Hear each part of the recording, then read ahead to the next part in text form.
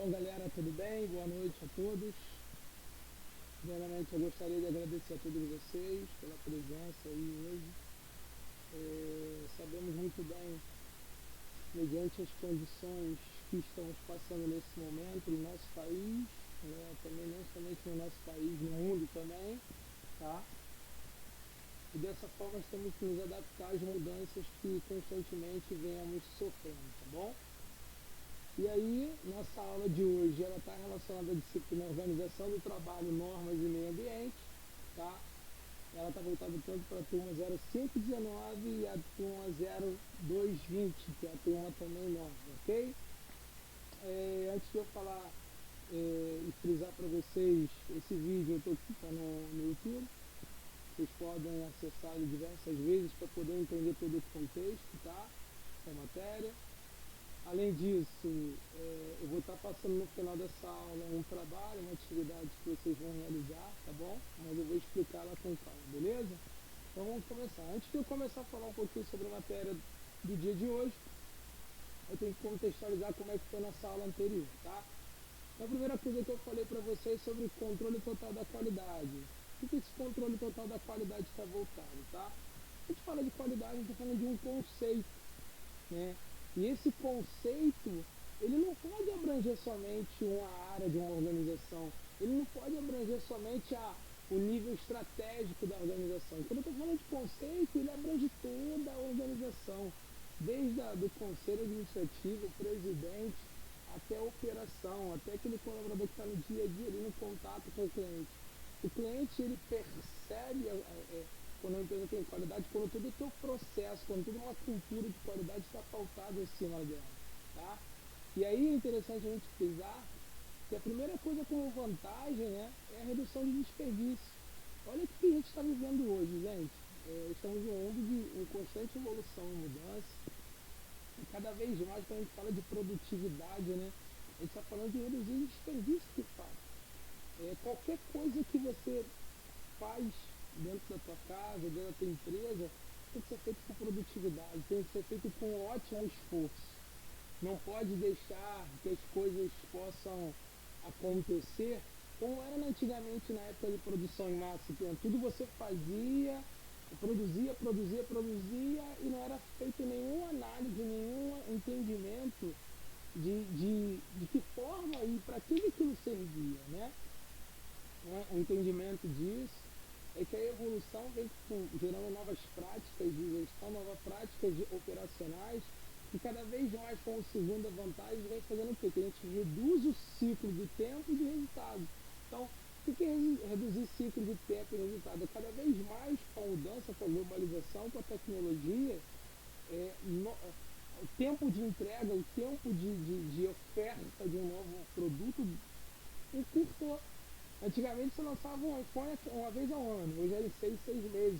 E cada vez mais vai encurtar mesmo. Porque no momento que você está lançando um, o outro já terminou a fase do projeto, vai entrar na linha de operação, e eu estou projetando o outro, e eu estou colocando na linha de produção. Ou seja, esse ciclo de entrega, esse ciclo de fabricação, esse ciclo de apresentação, de oferta, né? De operacionalização, cada vez mais vem a diminuir. A tecnologia, né, a globalização proporcionou isso, e vai continuar oferecendo isso, ok? Depois a gente falou sobre melhoria da qualidade das entregas. Como assim?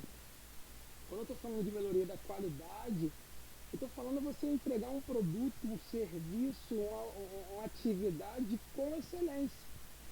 Se eu começo a fazer algo com excelência, com esforço, com objetividade, é notório que eu vou conseguir atender aqueles requisitos ao qual está propício a ser entregue. Então, por exemplo, as empresas, elas têm seus processos mapeados, ela tem um entendimento, lembra que eu falei sobre pessoas, processo e tecnologia? Se ela tiver o processo desenhado, se ela tiver a tecnologia adequada, se ela tiver as pessoas dentro desse contexto, é óbvio, é claro que ela vai entregar ótimos resultados, e isso é vantagem competitiva.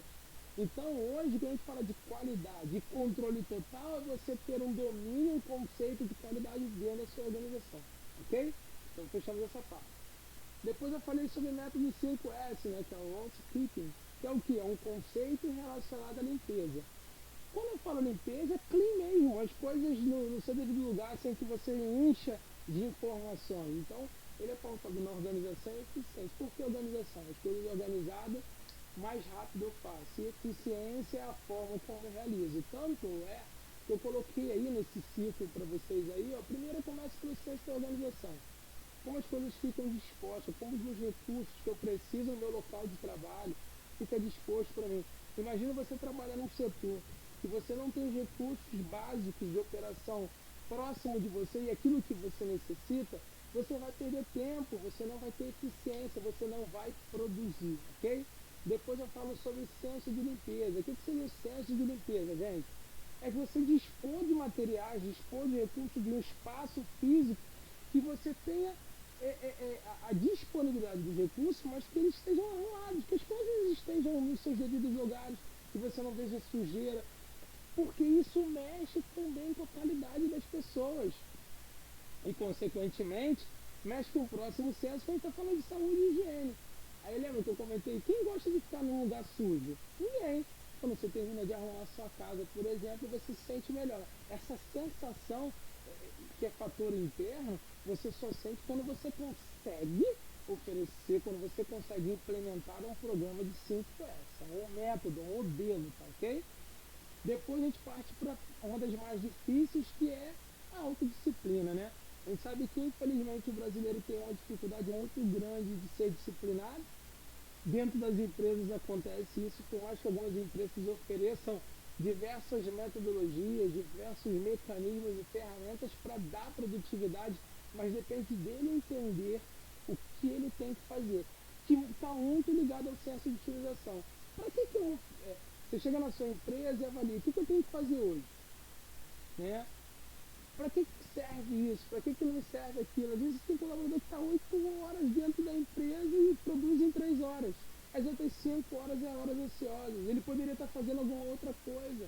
Ele poderia estar sendo mais produtivo dentro da empresa em uma outra área. E então, esses 5 S, eles muitas das vezes é vivenciado no dia a dia, mas é um conceito, é um programa que está relacionado à organização e eficiência, e isso é qualidade, ok? Beleza. Depois, a gente falou sobre metodologia Kanban, e é interessante que essa metodologia, ela tem uma situação parecida como se fosse um quadro, né? Um panorama. Quando você pega mais ou menos um quadro e você desmembra ele em 3 colunas, é como se fosse uma gestão da tua rotina no dia a dia. Hoje a gente chama, alguns chamam de gestão à vista, né? O que é isso? Essa metodologia, você pode usar aqueles post-its, né, que é aqueles papelzinhos de você colar, ou você vai usar um mural, ou você vai usar um quadro, ou vai usar uma folha de caderno. Inclusive eu sugiro às vezes um post-it, porque você consegue colocar as suas atividades ali, ó, distribuído assim, o que eu tenho que fazer hoje? Vamos falar as suas atividades. O que você já está fazendo, o que você já fez. Então tudo que está a fazer, ela vai passar por um processo de estar fazendo e ser feito. Se você conseguir fazer com que essas atividades que você tem a fazer cheguem na parte feita, você está sendo produtivo e você está conseguindo gerenciar isso. Então, essa metodologia é muito interessante porque você consegue, através de forma visual, igual o fluxograma que vocês viram, que era uma disposição gráfica de um processo de atividade de uma determinada empresa. Isso era muito interessante porque o colaborador conseguia visualizar e consegue visualizar quais são as etapas das atividades de um determinado processo de forma visual. A mesma coisa acontece com a equipe de processo, com a equipe de projeto. Ou se vocês vão fazer um trabalho em grupo, como é o caso em questão, e vocês podem distribuir essas atividades, saber o que cada um vai fazer, se a pessoa está fazendo e o que já foi feito. Gente, isso é organização.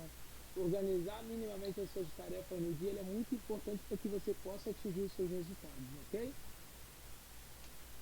Depois a gente fala sobre, nós falamos sobre just in time. O que significa just in time? Está muito ligado à logística, está muito ligado à cadeia de produção, né? E a gente está falando de um contexto anterior, que eu até comentei no início dessa aula, que é o que? Eu produzir em massa, eu produzir em larga escala. Se a gente vivesse aquele método ainda, Se estivéssemos produzindo álcool em gel para o problema do coronavírus que a gente estava vivendo, não teria essa exceção, essa, essa falta desse produto no mercado. Mas a gente hoje não pode sair produzindo em massa. Por quê? A gente está falando dentro do contexto econômico que os recursos são limitados e as necessidades são limitadas. Se eu continuasse produzindo em massa como era naquela época, quando que a gente teria recurso novamente no mundo? Porque os recursos são escassos, são finitos, eles acabam, tá bom? E aí quando a gente fala de cadeia produtiva, é o aumento de uma produtividade. Então se você não está conseguindo enxergar agora, por exemplo, acabou o álcool gel em diversos lugares. Mas agora você entende que tem uma prioridade para produzir mais, por isso que agora você ainda vai começar a ver no mercado isso chegar. E aí tem uma relação de demanda e oferta que impacta dentro do mercado, ok? Esse just-in-time, ele está muito relacionado às empresas oferecer e produzir no momento certo, na hora certa, para atender às suas demandas, ok? Depois a gente tem o processo do benchmark, nós falamos que é o quê? Uma análise sistemática de práticas administrativas. Então eu vou analisar o que eu faço e vejo se outras pessoas, se outras empresas, se outras áreas realizam, têm melhores práticas de gestão, práticas operacionais melhores do que a minha. E eu vou analisar isso e trazer para dentro, do meu conceito, ok? Beleza? Tanto é que a gente tem 4 tipos de benchmark. O primeiro está muito relacionado ao benchmark funcional, que é aquilo que acontece dentro da tua área mesmo. Você analisa, você tem alguns processos desenhados, eu tenho um processo que tem um fluxograma, hoje outro que não tem. Então, opa, se eu conseguir mapear esse processo e outro não conseguir, eu posso tentar trazer essa prática de mapeamento e fluxograma para outra atividade. Então, isso é uma boa prática para uma atividade dentro da minha área, ok?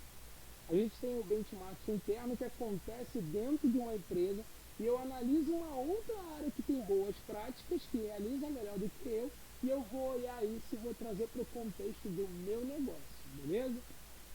Eu tenho também o benchmark competitivo de concorrência, eu vou analisar a empresa do mesmo segmento que a minha. Por exemplo, eu sou da Ambev, eu vou analisar qual empresa que é concorrente a minha, Coca-Cola, né, ramo de bebidas, então eu vou analisar a Coca-Cola. Quais são as práticas que a Coca-Cola faz de melhor e eu vou tentar trazer esse conceito, essas práticas e adaptar, trazer para a realidade do meu negócio também, tá bom? E eu tenho um benchmark genérico e estratégico que eu analiso tanto empresas de ramos diferentes, de ramos diversos, né? Então não tem uma segmentação específica como os três têm, ok? Então eu vou analisar sem ser mesmo a área. Às vezes eu vou pegar um hospital particular e vou analisar a prática com uma empresa, pode ser do ramo de bebida, por exemplo, que práticas de gestão que ela possui operação, posso trazer e implementar no meu negócio também, tá? Depois eu falei sobre o plano de ação, que é o 5W2H, nada mais é do que um checklist administrativo de atividades, prazos e responsabilidades que devem ser desenvolvidos com clareza e eficiência por todos os envolvidos em um projeto. Então, quando eu estou falando desse plano de ação, gente, a primeira coisa é o seguinte, o que eu vou fazer? Quais são as atividades? Então, você está lá, quais são as atividades? Então, esse plano ele vai estar desmembrado, eu tenho quais são as atividades que eu vou realizar, que é o quê? Qual o objetivo? Quais são? Eu tenho um objetivo, sei lá, aumentar o faturamento, eu tenho atividades que vão acontecer dentro desse plano de ação, né? E aí, depois, eu tenho porquê. Porque, qual é o motivo de eu fazer cada uma dessas atividades, porque ela vai gerar de benefício tanto para a empresa ou para alguma outra área, dependendo de qual atividade seja, ok? Depois, qual vai ser a área ou responsável por cada uma dessas atividades dentro desse plano de ação. Depois, quanto que isso vai me custar. Quando a gente está falando de atividade, ela também tem um tempo, que a gente vai ver mais à frente ali um pouquinho, mas ela também tem um custo para a organização, tem um custo para aquelas pessoas que realizam aquela atividade ou aquela área especificamente, tá bom? E aí de que forma eu vou realizar essas atividades? Então assim, eu tenho uma atividade a realizar, como eu vou fazer, qual vai ser o processo, qual vai ser a atividade que eu vou fazer para poder atingir e obter esse resultado dentro do plano de ação. E aí tem um cronograma, né? esse cronograma, ele vai a partir de que data que eu começo, a data prevista para eu terminar aquela atividade e partir para uma outra ou finalizar esse plano de ação. E onde que é o setor, área, departamento que vai acontecer essa atividade. Apesar de eu ter mencionado o responsável, a equipe, eu também tenho que citar, né, o departamento ou sua localidade, ok? Bom, depois eu falo sobre as ferramentas de qualidade, brainstorming, né? Que é uma técnica que visa propor soluções a um problema específico. Então, assim, quando eu estou falando, por exemplo, de um problema, muitas das vezes você não consegue solucionar ele sozinho. E muitos gestores envolvem a sua equipe, né? Ou a empresa envolve todos os colaboradores num processo que a gente chama de tempestade de ideias, que é o quê? É uma forma de você propor alguma solução e participando, integrando, envolvendo toda a equipe ou todos aqueles envolvidos diretamente nesse problema, ok? E aí a primeira coisa é você definir o problema, você vai encontrar, a empresa já deve ter pensado nisso, é um problema que ela já levantou e ela vai trazer isso dentro de uma sessão, de uma reunião no lugar, ou é na área, no setor, ou é num auditório, ou num espaço, né? Que ela vai definir ali as regras de participação de cada um. Normalmente esse tipo de sessão de brainstorm, né, no caso, ele funciona onde todos participam, colocam as suas ideias e essas ideias devem ser respeitadas pelos demais colegas, ok? Independentemente se ela agrega ou ela foge do contexto do problema, ela deve ser ouvida por todos, ok? E aí é condensado todos esses resultados, essas propostas que são colocadas e depois registrado essas ideias finais com base nas propostas que foram colocadas e ouvidas nessa sessão. É interessante que essa técnica ela promove a possibilidade da empresa ouvir o colaborador e ver e entender a percepção dele referente ao ambiente, aquilo que ele vive. Muitas das vezes uma visão estratégica não consegue perceber o que está acontecendo ali na linha e vice-versa. E aí nesse momento se pode moldar, se pode encontrar um melhor termo, um melhor ajuste, né? E a própria organização pode, através dali, não somente resolver aquele problema, mas identificar que ela tem outros problemas também dentro da sua área de gestão e através dali propor novas soluções, ok? Depois, a gente fala sobre o diagrama de causa e efeito, né, que é conhecido também como diagrama de Chikawa. Esse diagrama ele é uma representação gráfica de possíveis causas que acontecem e que levam a um determinado efeito. Por isso que ela está relacionada assim, diagrama de causa e efeito. Então eu tive efeito, meu carro enguiçou. Vou analisar as possíveis causas separados em 5 vetores, né, que é o meio ambiente, material, método, mão de obra, máquina. E aí eu vou entender quais foram as possíveis causas dentro de cada vetor, porque isso vai me dar um panorama visual dessas causas e através disso eu posso criar um plano de ação para atacar essas causas, ok? Que geraram esse efeito e que dentro de uma linha de produção possa não gerar mais, beleza? Bom, por exemplo, eu tenho do lado direito ali um exemplo prático. Eu tenho um efeito, camisas com defeito. Então, sei, foram produzidas camisas que foram geradas com defeito, tá? E aí analisaram só os 4 vetores e não entraram em contexto com o meio ambiente. Primeira coisa que eles analisaram mão de obra. Quais são as possíveis causas que foram geradas, né, dentro do contexto da mão de obra? Uma falta de não qualificação de um colaborador, a falta de um treinamento, a fadiga, né, que é o cansaço, um erro na hora da costura, uma desmotivação do próprio colaborador, talvez no aspecto de salário, condições de trabalho, tá bom? Então, são possíveis causas dentro da parte de mão de obra que pode ter gerado esse efeito, que são camisas com defeito, ok? Depois da máquina, a máquina de costura que estava com defeito, uma corrente da máquina a gás, a tesoura era pequena, falta de manutenção, ou seja, eu levantei possíveis causas dentro da situação máquina que podem ter gerado esse efeito aí, e também é com algumas causas do método e outras do material. Então, eu levantando essas possíveis causas vai me dar um panorama, indicadores para eu entender quais foram as causas que geraram esse efeito, ok? Bom, depois a gente fala sobre a ferramenta de qualidade conhecida como ciclo TDCA. Essa ferramenta de qualidade é utilizada muito no controle de processos dentro da empresa e o principal foco é solucionar o problema. Olha que interessante, né? Alguns confundem com, né, tem alguma correlação com, a gente chama dos princípios básicos da administração, né? Planejar, organizar, dirigir e controlar. Só que olha que interessante, quando eu estou falando de ciclo PDCA, ele é um ciclo, ele acontece constantemente, a empresa constantemente está planejando, a empresa constantemente ela está executando, está checando e gerando um plano de, e gerando uma ação de correção. Então ela está sempre fazendo isso. Então o que deu certo, o problema é resolvido, o que não deu certo, ela vai ter que pensar numa ação para corrigir e ela continua o plano de ação. Então, por exemplo, eu tenho lá um plano, identificar o problema, eu identifico o problema, vou descobrir onde, por que ele começou e vou planejar melhorias através do plano de ação. Vou executar através das pessoas, né? Vou desdobrar, vou delegar as equipes de trabalho essas atividades que vão acontecer. Como gestor, vou estar controlando, vendo se aquilo que eu planejei está sendo executado da forma que foi planejado e vou checar.